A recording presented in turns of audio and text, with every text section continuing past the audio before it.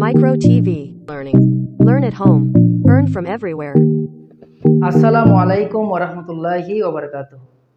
Micro TV learning চ্যানেলের পক্ষ থেকে সবাইকে জানাচ্ছি ঈদ মুবারক। সুন্দর এবং স্বাভাবিক কাটুক সবার ঈদের দিনগুলো, আনন্দ খুশিতে ভরপুর হয়ে উঠুক প্রতিটি পরিবার। সবসময় এই আশাই করি এবং সবার জন্য এভাবেই দোয়া করি। আপনারাও আমার জন্য দোয়া করবেন। সেই সাথে আপনাদেরকে স্বাগতম জানাচ্ছি মাইক্রো টিভি লার্নিং চ্যানেলের নতুন আরেকটি ভিডিওতে। মাইক্রোসফট অফিস ম্যানেজমেন্ট পার্ট 3 এবং মাইক্রোসফট অ্যাক্সেস লেসন 3। তো আজকে শেষ ক্লাস মাইক্রোসফট অ্যাক্সেসের এবং পরবর্তী ক্লাস হবে মাইক্রোসফট পাওয়ার পয়েন্ট নিয়ে। আশা করি আমার বিগত ক্লাসগুলো আপনারা মনোযোগ দিয়ে দেখেছেন এবং ক্লাসগুলো উপভোগ করছেন, এবং সামনে যে মাইক্রোসফট পাওয়ার পয়েন্টের যে ভিডিওগুলো আসবে এগুলো অবশ্যই অনেক বেশি গুরুত্বপূর্ণ এবং অনেক সহজ এবং মজাদার ক্লাস। তো যারা স্লাইডের কাজ করতে চান, স্লাইড তৈরি করবেন বা প্রেজেন্টেশন তৈরি করতে চান, তাদের জন্য আগামী ক্লাসটি অনেক বেশি গুরুত্বপূর্ণ। তো বন্ধুরা, আমরা এখন চলে যাব কম্পিউটার স্ক্রিনে এবং দেখাবো মাইক্রোসফট অ্যাক্সেস। আজকের ক্লাসে আমি দেখাবো ডাটা সর্টিং এবং ডাটা কোয়ারি। চলুন তাহলে কম্পিউটার স্ক্রিনে চলে যাই। ডিয়ার লার্নার্স, কম্পিউটার স্ক্রিনে চলে আসলাম। তো ক্লাসে যাওয়ার আগে আপনাদের প্রতি অনুরোধ, আমাদের চ্যানেলটি সাবস্ক্রাইব করে দিন, পাশে থাকা বেল আইকনটি প্রেস করে দিন যাতে সবার আগে সব ভিডিও আপনার কাছে পৌঁছে যায়। আজকে আলোচনার টপিকস হচ্ছে Microsoft office management part 3 Microsoft access lesson 3। আজকের ক্লাসে আমরা শিখব কীভাবে ডাটা সর্টিং করতে হয় এবং কীভাবে ডাটা কোয়ারি করতে হয়। আপনাদের সামনে যে রেকর্ডটি রয়েছে এটি এখানে মূলত 12টি রেকর্ড রয়েছে। তো একটি ডাটাবেস কিন্তু অনেক বিশাল হতে পারে, হাজার হাজার রেকর্ড থাকতে পারে। সেখান থেকে আমাকে নির্দিষ্ট রেকর্ড খুঁজে বের করতে হবে। যেমন ধরেন, আমি চাচ্ছি চিটংয়ের যারা আছে সবাইকে আলাদা করব, অথবা চাচ্ছি যাদের স্যালারি হাইস্ট তাদেরকে আলাদা করব। তো এভাবে আমরা কোয়ারি করতে পারি। তো কোয়ারি করার আগে আমাদেরকে আগে ডকুমেন্ট সাজাতে হবে। যেমন ধরেন, আমরা অ্যাসেন্ডিং ডিসেন্ডিং করব, ডাটা সর্টিং করব। ডাটা সর্টিং করার জন্য আমাকে এখানে ক্লিক করতে হবে। যেমন ধরেন, নেমকে সর্টিং করব। নেমে ক্লিক করার পর হোম থেকে এই অ্যাসেন্ডিং এ টু জেড এটাতে ক্লিক করব। এটাতে ক্লিক করলে দেখবেন এ থেকে জেড পর্যন্ত ক্রম অনুসারে সাজবে, এবং আমি যদি ডিসেন্ডিং দিই অর্থাৎ জেড থেকে, এটাও ক্রম অনুসারে সাজানো যাবে, অর্থাৎ ঠিক উল্টোভাবে সাজবে আর কি। তো এখন আমি যদি চাই এখানে অ্যাড্রেস, সিটি এগুলোকে অ্যাসেন্ডিং ডিসেন্ডিং করতে পারি, যেভাবে আমরা নেমকে অ্যাসেন্ডিং ডিসেন্ডিং করেছি। তো আমরা চাইলে ডাটা সর্টিংটা উঠিয়ে দিতে পারি। দেখেন এখানে অ্যাসেন্ডিং ডিসেন্ডিংয়ের নিচেই একটি অপশন আছে, ক্লিয়ার অল শর্টস।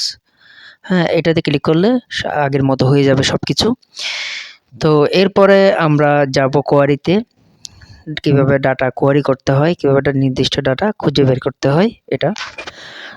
তো আমি এখানে 12 জনের ডাটা এন্ট্রি করেছি। আপনারা চাইলে এখানে আরও অনেক ডাটা এন্ট্রি করতে পারেন। তো এখান থেকে যে 12 জন থেকে আমি যাদের বাড়ি চিটাগাং ওদেরকে আলাদা করব, অথবা যাদের বাড়ি ঢাকা ওদেরকে আলাদা করব, এবং ক্রমানুসারে এটাকে অ্যাসেন্ডিং ডিসেন্ডিংয়ে একসাথে করে ফেলব। তো সেজন্য আমাদেরকে কাস্টমার টেবল সিলেক্ট থাকা অবস্থায় ক্রিয়েটে ক্লিক করতে হবে এবং কোয়ারি ডিজাইন এখানে ক্লিক করতে হবে। এখানে ক্লিক করার পর এখানে যে কাস্টমার টেবল, আমি যে 2টা টেবল তৈরি করছিলাম এখান থেকে কাস্টমার টেবল, প্রোডাক্ট টেবল, এইখান থেকে আমি কাস্টমার টেবল সিলেক্ট করব এবং ওকে দিব। দেখেন এখানে একটা ডায়লগ বক্স আসছে। কাস্টমার, এই যে উপরের একটি অংশ এবং নিচে আরেকটি অংশ দেখতে পাচ্ছেন। তো এখানে উপরে নিচে 2টি অংশ দেখতে পাচ্ছেন। তার মধ্যে উপরেরটাকে বলা হয় ফিল্ড লিস্ট, অর্থাৎ এখানে আমি চাইলে আরও অনেক ফিল্ড অ্যাড করতে পারি, যেমন কাস্টমার টেবল বা প্রোডাক্ট টেবল এভাবে করে। তো এখানে যাই করি না কেন এগুলো ফিল্ডগুলো এখানে শো করবে। এবং নিচে যেটা দেখতে পাচ্ছেন এটাকে বলা হচ্ছে ডিজাইন গ্রিড। তো আপনারা দেখতে পাচ্ছেন এখানে উপরে যেই ফিল্ড লিস্ট আছে, এখানে ফিল্ড লিস্টে শো করছে টেবল সহ। তো এখানে আমি চাইলে একটু বড় করে দিতে পারি যাতে একটু দেখতে সুন্দর হয়, বা কোনো কিছু বোঝা না গেলে যাতে বোঝা যায়, কোনো কিছু হাইট থাকলে যাতে দেখা যায়। এই জন্য আপনারা দেখতে পাচ্ছেন এখানে যে টেবলের মধ্যে যা যা ফিল্ড ছিল সব এখানে শো করছে। Customer ID, name, address, city ইত্যাদি। তো আমরা এখান থেকে মূলত কোয়ারিটা করব, এই ফিল্ড থেকে বাছাই করব। তো ডিজাইন গ্রিডে দেখতে পাচ্ছেন এখানে সবকিছু সাজানো আছে।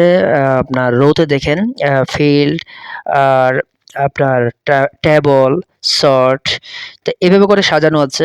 তো এখানে উপরে যে ফিল্ডগুলো আছে, আমি যদি এখানে ফিল্ডে ক্লিক করি দেখবেন কাস্টমার আইডি, নেম, অ্যাড্রেস এভাবে করে সাজানো থাকবে। টেবল কাস্টমার টেবল হিসেবে থাকবে। এখানে চাইলে আমি উপরে আরও টেবল অ্যাড করতে পারি। তো এখন যেহেতু আমরা কাস্টমার টেবলের কাজ করব, সেহেতু আমরা এই কাস্টমার টেবলের ফিল্ডগুলোই রেখেছি। তো আমরা যখন এখানে টেবলে ক্লিক করব প্রত্যেকটা নিচে চলে আসবে, দেখেন নেম, অ্যাড্রেস, সিটি, ক্রেডিট, এগুলো কিন্তু ফিল্ড লিস্টে কিন্তু অলরেডি চলে আসছে এবং কাস্টমার টেবলে দেখেন আপনারা কাস্টমারেই লেখা আছে। তো আপনারা দেখতে পাচ্ছেন যে টেবল থেকে যে ফিল্ডগুলো আমরা সিলেক্ট করেছি সেগুলো কলাম অনুসারে আসছে, কিন্তু এখান থেকে আমরা চাইলে শো বাটন থেকে এই যে শো রোটা দেখতে পাচ্ছেন, এখান থেকে চাইলে আমরা টিকমার্ক উঠিয়ে দিলে এই ফিল্ডগুলো চলে যাবে, আর যদি টিকমার্ক থাকে তাহলে ফিল্ডগুলো থাকবে। তো আমরা অ্যাসেন্ডিং ডিসেন্ডিং করে ফেলি, এখানে ডাটা সর্টিং করে ফেলি। তো এখান থেকে যদি অ্যাসেন্ডিংটা করি তাহলে এর পরবর্তীতে আমার রেজাল্ট আসার সময় এ থেকে জেড এভাবে সিরিয়ালে আসবে। এরপর ক্রাইটেরিয়াতে এসে আমরা ঢাকা লিখি। তো এখন দেখবেন যে যারা শুধু ঢাকা যেটা আছে ওই সিটিটাই শো করবে। এখানে আমি চিটং লিখতে পারি, যদি চিটং লিখি তাহলে চিটং আসবে। তো এখন আমরা রানে ক্লিক করলাম। রানে ক্লিক করার পর দেখেন শুধু যারা ঢাকা আছে তাদেরটাই আসছে। তো এইটাকে আমরা সেভ করে রাখতে পারি, পরবর্তীতে যদি কোনো কোয়ারি দরকার হয়, নির্দিষ্ট কোয়ারি দরকার হয়, অর্থাৎ কোয়ারি করেছি এরকম রেজাল্টের দরকার হয়, সেক্ষেত্রে আমরা এখানে এই কোয়ারিতে ক্লিক করলে কিন্তু চলে আসবে এবং এটা বাম পাশে সেভ করা থাকবে।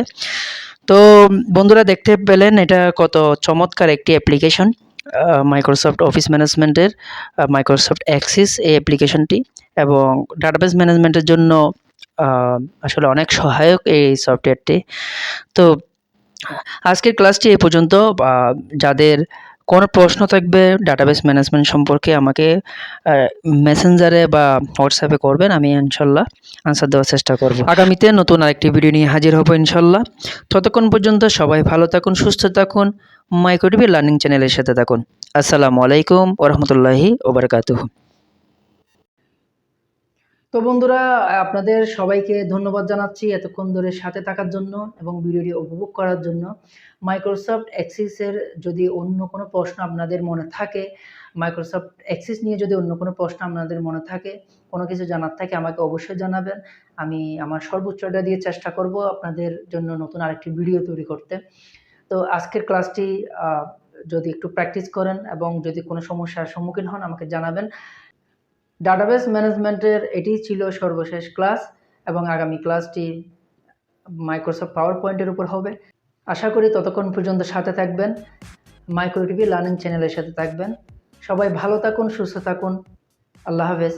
আসসালামু আলাইকুম ওয়া রাহমাতুল্লাহি ওয়া বারাকাতুহু।